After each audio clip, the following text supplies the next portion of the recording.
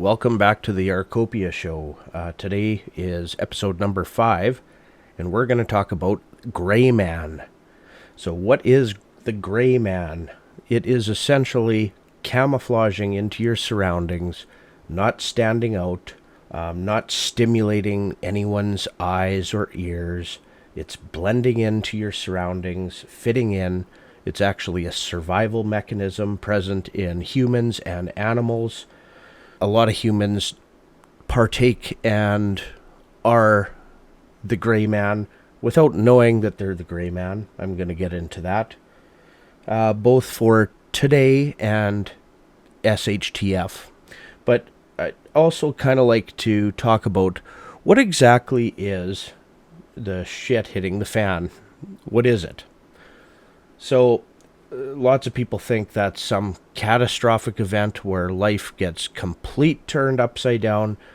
Everything goes to complete, SHIT.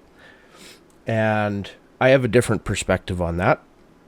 So, for life, good things happen, bad things happen. Government, they do good things, they do mostly bad things. Your rights get eroded away. SHTF is just, we're currently in it. It's just life. So whether it's in between you losing your job and you have to find another one, that's SHTF.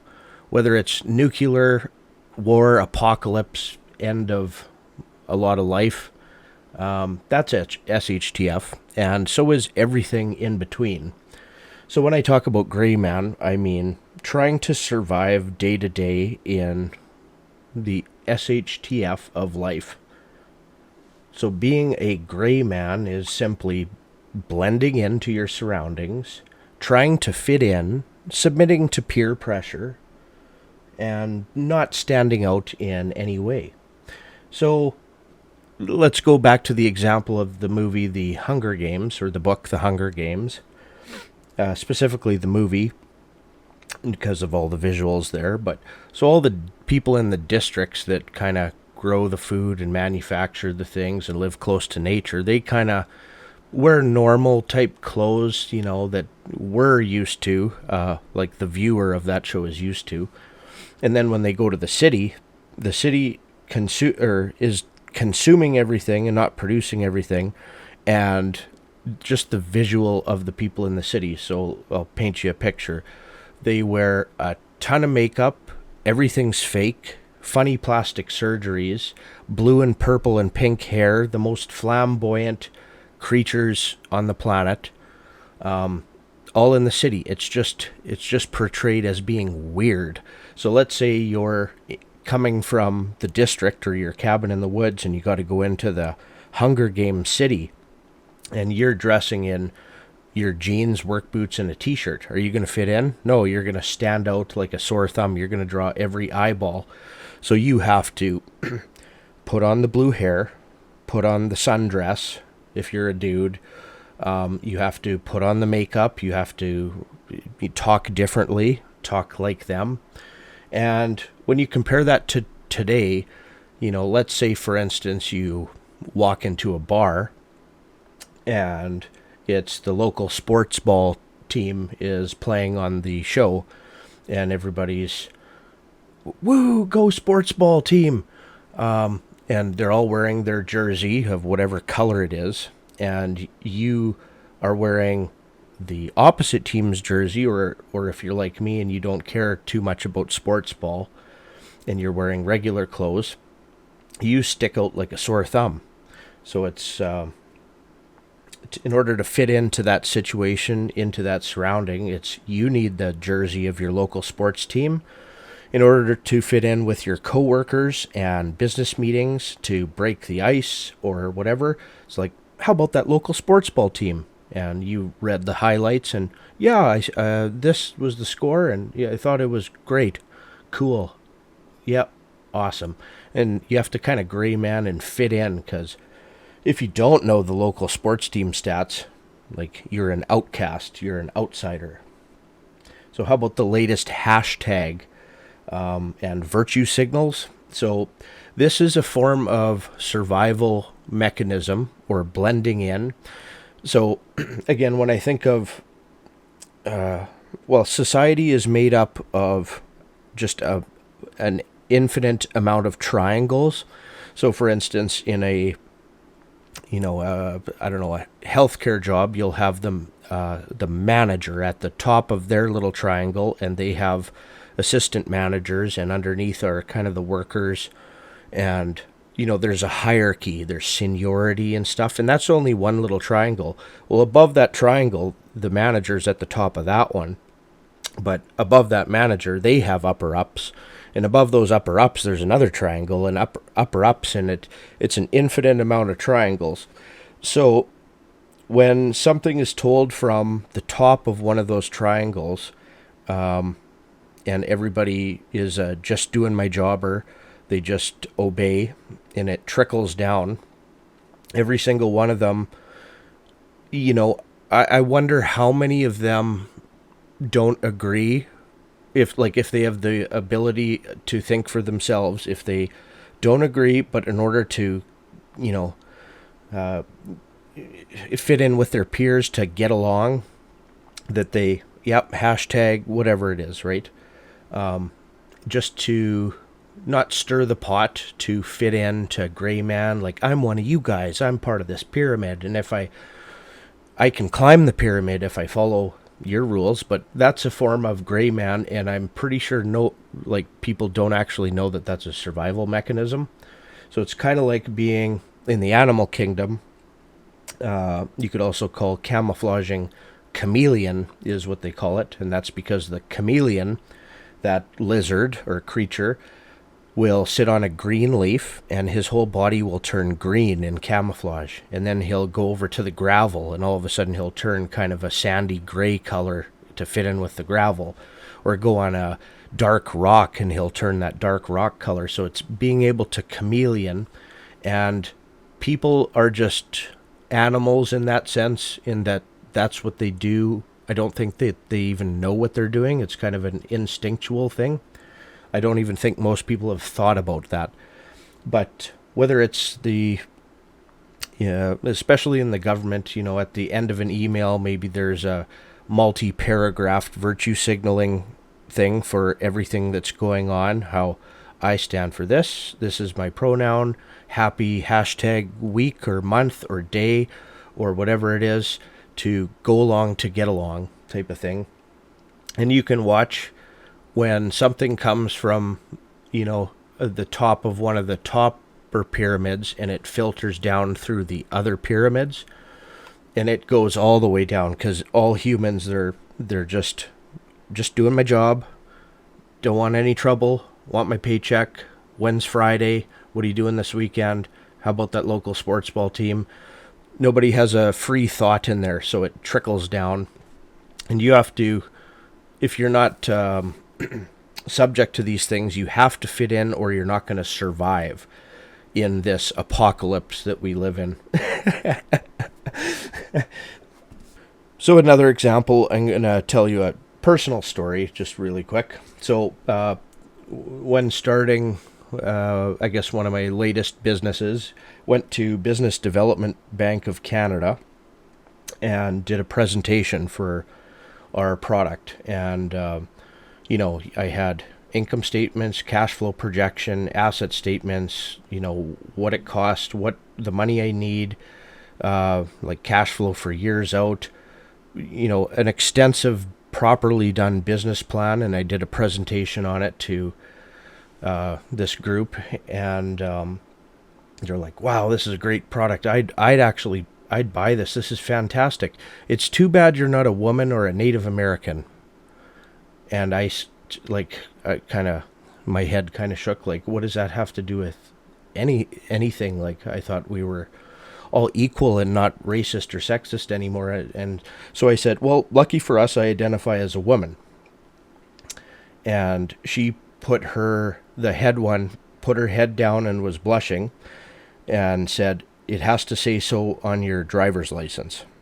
And that's a true story, no exaggeration with that. I don't remember what happened other than me picking up my stuff and leaving. because I was mad, and I like always keep my cool, right? But I wish I should have said, well, you prepare the financing, and I'll go down to my local government issue license and change the M to an F.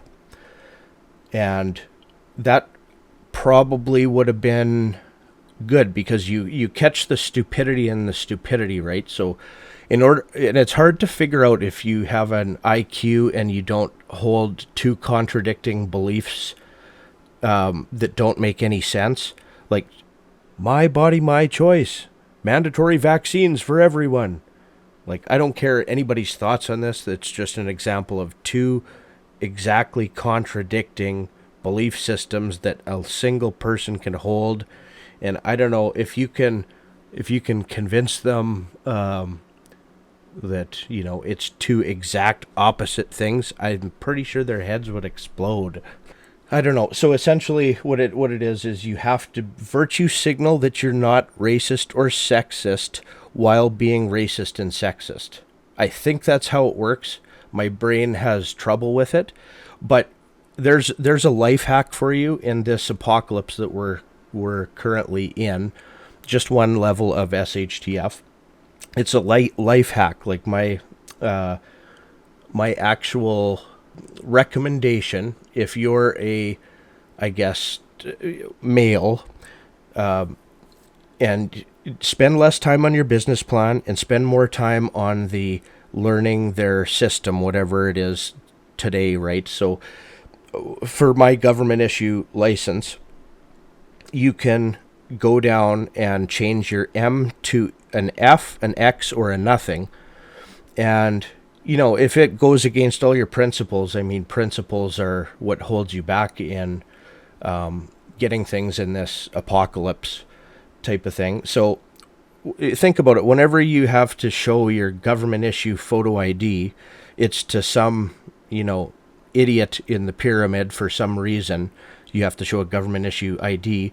So you can go change that. You don't have to tell your spouse, your family, everything like that. Like, why are they ever going to see your driver's license? The only thing you need a driver's license for is for some government type of system thing. And it's a life hack because of the way that they have it set up, where everyone's equal, but they're not, but you can be. It's like you're stupid for not changing that. But anyways, that's a form of gray manning. It's like a hack to the system in this current apocalypse. Something to think about. Let me know what you think about that.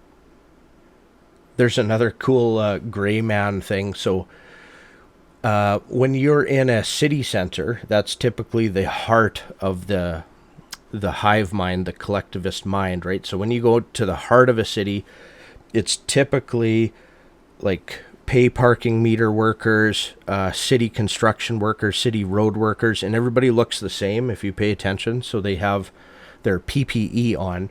So they have their hard hat, high-vis vest, some type of standard work boot, and maybe would wear a mask over their face as well.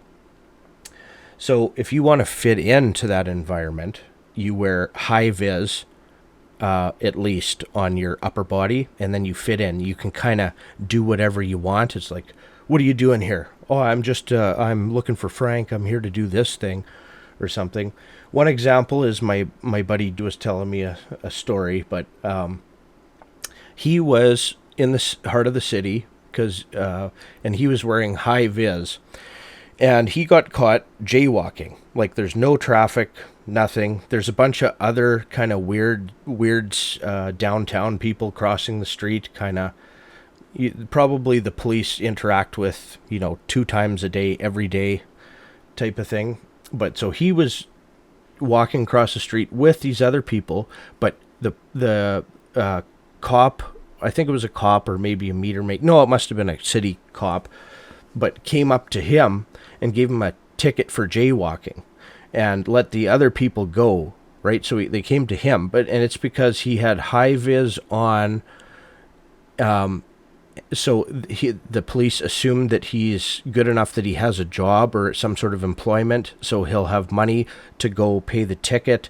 Whereas the ones the regulars, the downtown regulars, like just doing whatever they want, dancing on the corner, jaywalking, laying in the street, they're never going to get money out of them. It's kind of a waste of time. So if you want to really fit in downtown, I mean, there's different scenarios. You can wear high vis. It depends on the situation. High vis, or pretend to be one of those, hey, whatever, downtown people. It really does depend on the situation. But in high vis, you could literally walk into any government building with a toolbox, and kind of everyone in there would assume that you're there to perform some job. Whereas if you just wore plain clothes, whoa, where do you think you're going, sir? Whereas the high vis, most people would just ignore. They just assume that you're another one of them in the thing, doing the thing. So you can kind of sneak around that way. But that's just another example of gray manning today. If things get really bad type of thing, you never want to, if we're talking about clothing, you don't want to wear anything like fancy or clean type of thing, or have any logos on. You don't want to stand out in any way. So your standard pants, whatever, what jeans or something, your standard, Carhartt coat in the winter, or a gray bunny hug. No weird movements, kind of just like hanging out, pretty calm. This is where I hang out and whatever. You don't want to have good posture or walk straight or have any sort of clean clothes, or you want clothes that are pretty ragged type of thing. And then, since we're kind of talking about that scenario, if things go kind of that bad, it's there's a good chance it's because our currency goes bad. And just one thing that I think is going to happen is people are going to go back to money instead of currency. So the two monetary metals, silver and gold. So you don't really want to be like, I got this gold coin in a case, right? Or a 10-ounce silver bar, and you're looking to trade for some groceries or something else. You want kind of at that point just junk silver, it's called. I might do a whole educational video on silver, both a Canadian 80% and USA 90% junk silver is one of my favorites. But if you have some a little bit worn Canadian dimes that are pre-1967 and 80% silver out of them, at that time everybody will kind of know what that is. You don't want to be walking around with a brand new silver maple leaf in a package, because then it looks like you would have more. But if you have like a few dimes in your pocket and you're kind of fumbling around, you don't want to show your strength, so you want to fit in. So that if you have the preparedness mind and you're worried about our currency collapsing, silver is money, gold is money. Actually, silver, in I think it's 7 different languages around the world, the word for money and silver is synonymous. It's the same word. But yeah, most people don't know that today, but I promise you that they will. That's just the economic portion that I know is going to happen. But anyways, look into junk silver, pick up some for yourself. And if you're just doing a little bit, don't, do the junk silver instead of the bullion or 10-ounce bars or gold even. That's my recommendation. Another thing that I was thinking about was invest in some cheap engagement rings, or even fake engagement rings, really. So if you're walking in the general public and there's hyperinflation and stuff, and like, man, this is the only ring, this is everything I got, right? Meanwhile, you invested in a bunch of, cheap engagement rings, like, this was my grandmother's, man, and blah blah blah. And if you're trying to purchase something, so it doesn't look like you have like a bullion or gold coins or something. It's like, or a watch or a piece of silver jewelry, possibly. All that stuff is kind of an investment as well, but you can have a gray man story to it. So something to think about. Or it's like if you have to interact with somebody that isn't a friend, is just kind of this being on the street, and if get talking, like, or you're in the store, it's how, geez, prices are sure going up. It's, yeah, those darn truckers or something. And it's just, is it worth your time to like give them an entire economics lesson in 10 seconds or less, or is it gonna go right through the ears? Like, just, yeah, yep, geez, crazy times, man, crazy times. Those darn truckers, hey? So, is it worth your time to teach? Like, you have to understand the point where I got, just in life. There's different stages. It's like, geez, we can fix this if we just do this. Let's just be political, and if everybody kind of did this and stuff, and and then it's like, no, they're still voting the funny way, and no, there's actually no help. It's kind of scary, so I'm just gonna leave now. Thank you.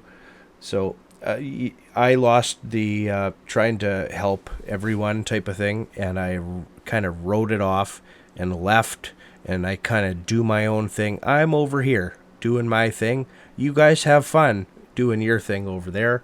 So is it to have, like, maybe you could say you're an eternal optimist, or you're early on in the stage of your enlightening, maybe you'd call it. But maybe you're like, well, no, if we just like change one guy's mind and explain to him the economics of it, and then he might change somebody else's mind, and it could flood through society, and everything would be, all the problems would be solved. And I'm a pessimist in that department. So you do you, but is it worth your time to have this long conversation about economics and call the guy out or call him wrong? It's like, I don't know. I would say at this point, no. Says the guy doing a podcast. The way I see everyone going, I believe they're going to hit the brick wall full speed, no brakes, and then figure it out.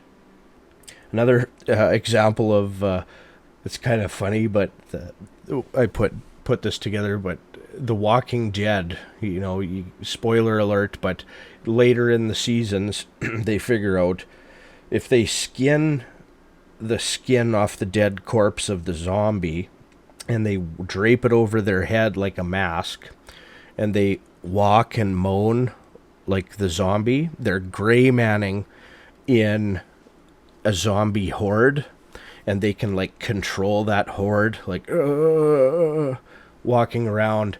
The zombies leave them alone. The zombies think that they're one of them, because just the stench and the dead skin mask and the slow walking and the ripped shirt. So they're in The Walking Dead, they're literally gray manning in with zombies. And I put that together with the Hunger Games going into the city. It's just a little different on the different spectrum, like whether it's blue hair and funny makeup, or it's the dead mask and oh, I don't. If you think I'm insane, let me know. So another thing could be vehicles, gray manning with vehicles. So my truck is a older truck. I keep it in good shape. It's a work truck, but there's just not too many old trucks anymore, either poor shape even or good shape. They're just not on the road. So mine is, unfortunately, sticks out like a sore thumb. It's like somebody will say, hey, I saw you driving the other day on this street. I'm like, I don't know, what were you driving? Oh, my light gray Ford F-150. It's like, yeah, well, how am I supposed to pick you out, it sucks with my truck, actually. My favorite vehicle to drive is our car. It's a generic color, a generic model. There's no extras to it. There's no fancy rims. It's just kind of out of the box car. It's like being undercover, right? It's a gray manning type of thing. Even my van sticks out because it's a import. There's not too many of them. But the buddy there, a Canadian prepper, they're his truck. I can spot him a mile away because it's a nice truck, that Toyota. And then whatever he did, nice off-road tires and the cap and some cool stuff on it and that big bumper. I can spot him a mile away just like he can spot my old truck a mile away. So that's not particularly the best. But if I was in the market for a new truck in the future, for whatever reason, I would first Google what is the most sold make, model of truck out there. What is the most common vehicle color? And then I'd ask the salesman at the dealership, I want your most generic make, model, features, and color, and that's what I want. So that's literally what I would do. If I have to buy a newer computer on wheels, it isn't going to last very long. It's just like generic, generic, generic. I want to fit in. I don't want to stick out. That's a gray man type thing. It's like being undercover driving it. I love driving my car. For your house or homestead and farm, you kind of want a gray man and fit into your neighborhood too. So if you live in a kind of a crummy neighborhood or a trailer park, but then you have like a really nice property with some apple trees, you cut the lawn, you don't have crap everywhere, white picket fence, you're going to stand out like a sore thumb. On the other hand, if your neighborhood is like everybody's kind of driving the same SUV crossover, the same color, they're all jogging, waving at each other, everybody's having this competition with whose lawn is fertilized the best and how many trades they can hire to do yard work at their house, and your house is kind of run down and you got crap laying around, you're going to also stick out like a sore thumb. So you have to fit into your surroundings as well. So if you're on a homestead out of town and your place, well, likely is a farm, but it looks like a farm, smells like a farm, it's a farm, right? You fit in. If you're out in the country and you do a 9-foot high chain link fence with barbed and razor wire on the top, guess what? That doesn't fit in too good, right? If you're in an industrial area and you want a 9-foot chain link fence with razor wire on top, we can't have razor wire in Canada, just barbed wire. I think you can have that in the States, but you'd fit in just fine, right? So know your surroundings type of thing. And if things get really bad economically, so the shit hits the fan even bigger, then today's SHTF just hits the fan. Real estate, there's going to be not much upkeep. So I noticed in my city the older, poorer neighborhoods, so there's a lot of social assistance and things like that. It's to the point in some of the neighborhoods where whoever owns that house as a landlord, it's not even worth renting out. The house needs too much that they either self-condemn it or the city condemns it, and nobody will ever fix that because nobody wants to deal with the rent client base. So there's already these neighborhoods and apartment buildings that they're plywooded up, houses, lots of them burned down, you see on the news, windows smashed out, and it almost looks like an apocalyptic movie, but no, that's real life in some neighborhoods. But if there's no upkeep on houses, but you're still living in the house, I think this was a James Wesley Rawls book that I read years ago, and it stuck with me. He said, have some black spray paint and some OSB plywood and kind of spray paint above the windows and doors and plywood up the windows and doors to make it look like the house is abandoned and even burnt out. So you fit right in with the neighborhood, right? Like you don't want to make it could be a time where you don't want to Want to make sure that nobody knows you're living in that house, possibly, if things get really bad. So wood smoke both smells and there's sight to that, so there's something to be said for different heating other than wood. But you don't want to draw any attention to yourself, and it all depends on the stage of this apocalypse, and it also depends on your neighborhood, surrounding people, everything like that. So as this apocalypse gets worse, you want your house to be more run down, grass isn't cut, stuff like that, just to fit in. So just be observant and try to fit in with your surroundings. Now, showing of force is not a gray man type of thing, or dominance, or sticking out in certain ways. So, for example, in today's life, let's say you have a corporate job. So you're at some high-rise thing with the water cooler and people gossiping and things. You want to gray man in with your employees. You want to check out the local sports team statistics. You want to watch American Idol or the highlight reel. I'm sure there's some highlight reel you could skim in the morning so you can get on par with your employees, so you can fit in, be one of them type of thing.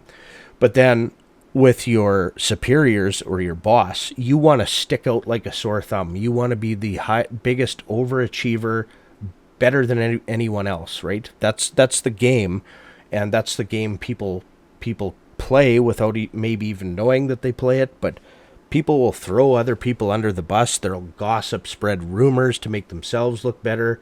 Lots of times they'll do that just instead of working hard or something, or putting in some effort. But you want a gray man with the peers and not be dominant, but stick out for your superiors. And the same could be said, you want to fit in for the most part, gray manning type of thing. But at a certain point in a certain situation, you want to show your dominance over everyone else. And again, it just depends on your environment, the people that are around you, the stage of what things are at. So, you might go from gray man to you put on the bulletproof vest and with the guys, and you're clearing out buildings or something, and it's like you're the most dominant person there. Or as Canadian Prepper and I talked about, you take your nice, cute little farm to hanging decorations off the front entrance, ranch overhang, and heads on spikes down the driveway, if things ever were to get that bad. And so it's either gray man or really show your force, and there's a situation for both those scenarios. Now, of course, when gray manning, I guess I could leave it kind of with this advice: don't lose yourself in the stupidity or the camouflage or the peer pressure or the gray manning or the virtue signaling, or the blending in. Don't lose who you truly are. So it could be exhausting if you have to operate in the stupidity, or you have to gray man as your survival mechanism in this world. Try not to lose touch of yourself. So it's super exhausting, I'm sure. But, maybe you have family members that you can have a free conversation with, because we don't have free speech anymore, right? It's you can only say so much on podcasts or to other people, so you have to keep it milk toasty all the time. But maybe your family, you can speak freely about most things, but where the line is. Maybe you have some friends where you disagree on something, but okay, we won't hold that, whatever. all play, no problem. It's not worth losing our friendship over. Some people, it would be losing a friendship over if you're not getting anything in life out of it.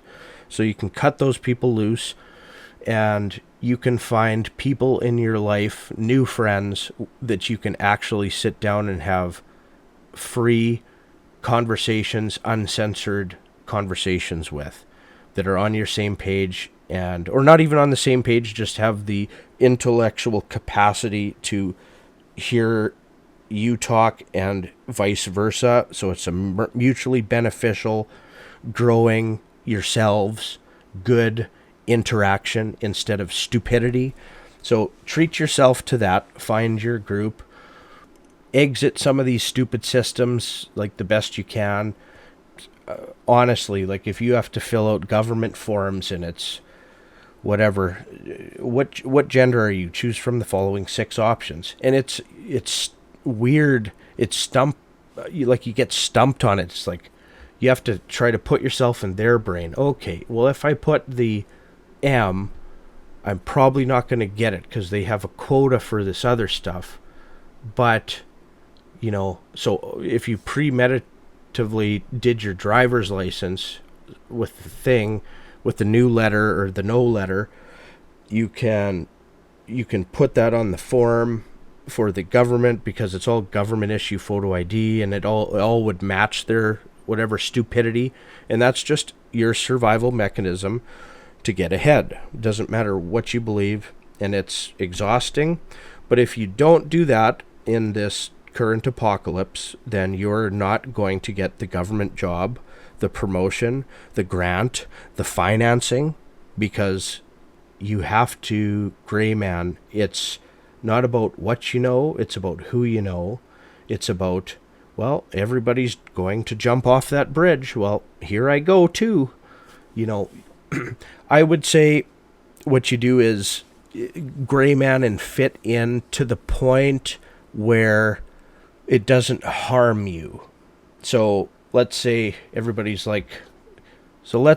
you're in an airport and everybody's wearing a face mask and goggles or something, and you're not. You're going to stick out like a sore thumb, right?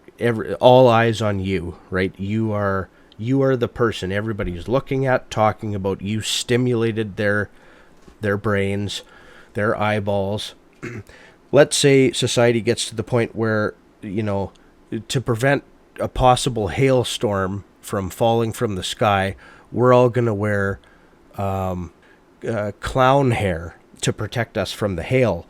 But you go into public and everybody's wearing clown hair, but you're not wearing clown hair.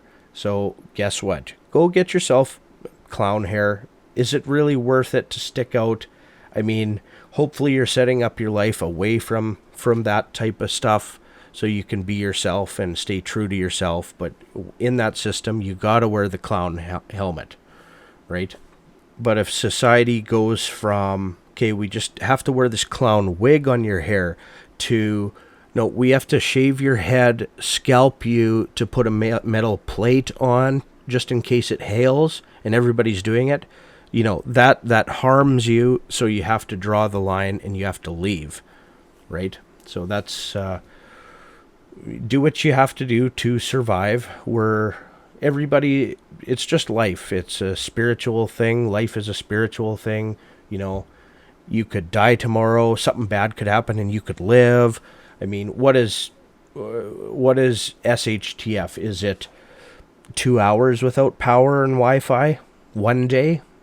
2 days? A week? A month? 5 years? Like, what's your level? Every day is SHTF.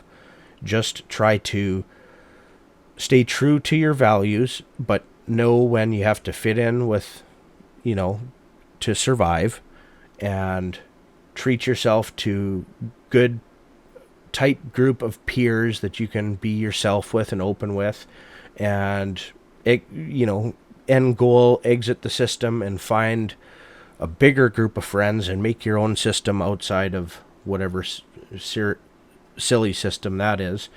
And again, when you make your own system, you're going to have a group of pyramids, and there's going to be a pecking order and a gray man and human psychology, animal instincts, the chameleon thing. It just comes back. So it doesn't matter where you're at in life. Hopefully that's helpful. Okay, hopefully I didn't piss anybody off. You guys, take care. We'll see you next time.